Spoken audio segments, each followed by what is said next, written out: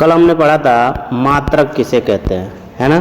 तो मैंने बताया था कि किसी भी राशि को मापने के लिए उसी राशि के एक परिणाम की आवश्यकता होती है, जिसे क्या कहते हैं, हम मानक मान लेते हैं और उसी को कह देते हैं कि ये मात्रक है। जैसे मैंने कल बताया था कि आप लोग के घर में कोई कहे कि बाबू घर से क्या करो, आलू लेके आओ, तो आप जाओगे मार्केट में और आलू खरीदने, तो दुकानदार के पास जाओगे तो कहोगे कि भाई साहब क्या दे दो, आलू दे दो। तो वो कहेगा आलू कितना किलो। तो आपने क्या किया, आलू को किस में नापा, किलो में, है ना। तो यही उसका मात्रक हो गया, यानी कि क्या कहते हैं, द्रव्यमान का मात्रक क्या हो गया, किलोग्राम। यानी हमने क्या किया, एक यूनिट दे दिया, है ना, उसी को मात्रक कहते हैं। समझ में आया मात्रक किसे कहते हैं। मात्रक मतलब बेसिकली किसी चीज को नापना है और उसी चीज को हम नापने के लिए क्या करते हैं, एक मानक मान लिया, है ना, और उसी मानक को कह देते हैं मात्रक, है ना। ये मात्रक बेसिकली हमने बताया था कल कि दो तरह से हम डिवाइड करते हैं, है ना। तो आपने कहा था कि कितने होते हैं, दो तरह से। पहला होता है मूल मात्रक और दूसरा होता है व्युत्पन्न मात्रक, जिसको इंग्लिश में बोलते हैं मूल मात्रक को फंडामेंटल मात्रक, और व्युत्पन्न मात्रक को क्या बोलते हैं, डेराइव मात्रक। अब मूल मात्रक क्या होता है, तो मूल मात्रक वे मात्रक होते हैं जो किसी पे डिपेंड नहीं होते हैं, वो स्वतंत्र होते हैं। और आज तक जो डिफाइंड है मूल मात्रक, बेसिकली 7 तरह के मूल मात्रक होते हैं, ठीक है। इन्हीं मूल मात्रक के हिसाब से हम क्या करते हैं, अपने काम को करते हैं। जैसे कि मान लीजिए आपको द्रव्यमान नापना है, तो द्रव्यमान किस में नापते हैं, केजी में नापते हैं, है कि नहीं।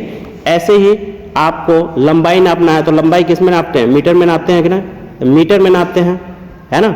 अगर जो समय को नापना हो तो किस में नापते हैं, सेकेंड में नापते हैं। तापमान को नापना है तो किस में नापते हो, डिग्री सेल्सियस या डिग्री केल्विन में नापते हैं, है ना। ऐसे ही अगर जो आपको कह दिया जाए कोई कि धारा को नापिए, तो धारा को किस में नापते हैं, तो एम्पियर में नापते हैं, है ना। तो इस प्रकार कुल मिला के 7 तरह के हैं। क्या है, मूल मात्रक 7 तरह के हैं, है ना। अब आते हैं व्युत्पन्न मात्रक क्या होता है। तो व्युत्पन्न मात्रक वे मात्रक होते हैं जो क्या होते हैं, बेसिकली मूल मात्रक से उत्पन्न हुए हैं।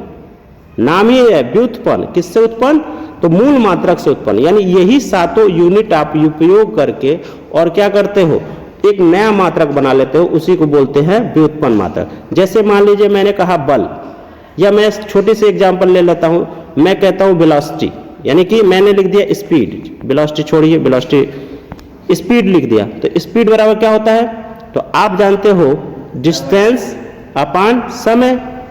अब डिस्टेंस का मात्रक आप जानते हो क्या होता है, डिस्टेंस का मात्रक होता है मीटर और समय का मात्रक होता है सेकेंड।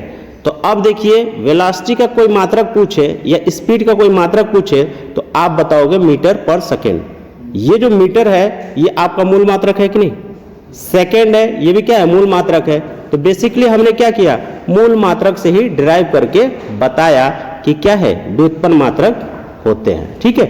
ऐसे बहुत सारे हैं व्युत्पन्न मात्रक, आइए उनको और अध्ययन करते हैं, ठीक है। मूल मात्रक का डेफिनेशन आपको बता दिया, क्या होता है, मूल मात्रक वे मात्रक होते हैं जो क्या करते हैं, अन्य मात्रकों से स्वतंत्र होते हैं, अर्थात उनका क्या होता है, एक दूसरे से या आपस में बदला नहीं जा सकता है। और मैंने बताया मूल मात्रक कितने तरह के होते हैं, 7 तरह के होते हैं, और ये एग्जाम में बहुत पूछे जाए हैं। आपके मूल मात्रक पूछे गए हैं कि पूछ दिया जाता है निम्न में से बताइए कौन मूल मात्रक नहीं है। तो आपको 7 मूल मात्रक को याद रखना है और उसके अलावा मूल मात्रक के नाम तो याद रखना है, नाम के अलावा उसकी यूनिट भी याद करना है। जैसे मैंने कहा लंबाई, लंबाई क्या है, मूल मात्रक है। पहले 7 मूल मात्रक देख लीजिए, क्या है, लंबाई है, दूसरा द्रव्यमान है, तीसरा क्या है, समय है, चौथा धारा है, 5वां आपका तापक्रम है, 6ठा प्रकाशीय तीव्रता है और 7वां क्या है, प्रकाश की मात्रा है।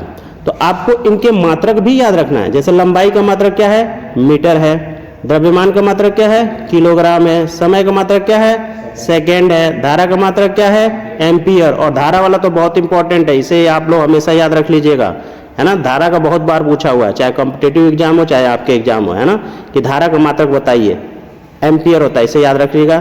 तापक्रम का मात्रक केल्विन होता है, ठीक है। ऐसे ही प्रकाशीय तीव्रता का मात्रक क्या होता है, तो कैंडिला होता है, इसे भी याद रख लीजिएगा, ये पूछा हुआ है। पदार्थ की मात्रा ये होता है मोल, है ना। अब इसका सिंबल क्या है ये आप लोग देख लीजिए। मीटर को एम से, स्मॉल एम से दिखाते हैं, केजी को आप किलोग्राम में लिखाएंगे, केजी लिखेंगे किलोग्राम को, ठीक है। समय को लिखेंगे एस से, और एम्पियर को लिखते हैं कैपिटल ए से, केल्विन को कैपिटल के से लिखते हैं, और कैंडिला को CD से लिखते हैं, और मोल को आप लिखते हो MOL, ठीक है। यूनिट है, ठीक है, ये यूनिट है इनके मात्रक है ना। अब देखिए कुछ व्युत्पन्न मात्रक को भी देख लेते हैं कि व्युत्पन्न मात्रक क्या है, ठीक है। व्युत्पन्न मात्रक क्या है, तो जैसे मैंने बताया व्युत्पन्न मात्रक क्या है, तो दो या दो से अधिक मूल मात्रकों से मिलकर बना होता है उसे व्युत्पन्न मात्रक कहते हैं। जैसे हो गया क्षेत्रफल, हो गया आयतन, हो गया दाब, हो गया ऊर्जा, हो गया शक्ति, हो गया बल, हो गया कार, हो गया। जैसे आप लोग देखिए, आपने कहा गति, अभी गति को निकाला हमने, क्या होता है डिस्टेंस अपॉन टाइम होता है, तो वहां से निकाला था मीटर पर सेकेंड होता है ना। ये क्या हुआ, मूल मात्रक से ड्राइव्ड है, यानी कि वहीं से उत्पन्न हुआ है।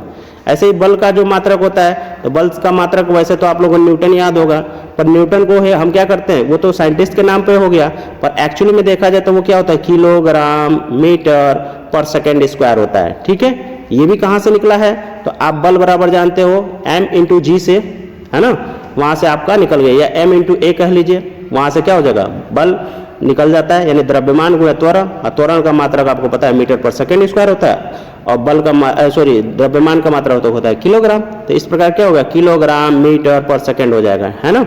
ऐसे ही दाब का मात्रक क्या हो गया, न्यूटन पर मीटर स्क्वायर। कार्य का मात्रक क्या है, जूल, इसे याद रख लीजिएगा, आपके लिए एग्जाम में बहुत पूछता है। और शक्ति का मात्रक भी बहुत पूछता है, ये होता है वाट, है ना, या जूल पर सेकेंड भी कह सकते हो, इसको याद रखिएगा, शक्ति का मात्रक, है ना। घनत्व का मात्रक क्या होता है, तो ये होता है किलोग्राम पर मीटर स्क्वायर। इन सभी मात्रकों को आप बहुत अच्छी तरह से याद रख लीजिएगा, क्योंकि ये सारे एग्जाम में कभी ना कभी पूछे गए हैं, है ना। तो आगे चलते हैं।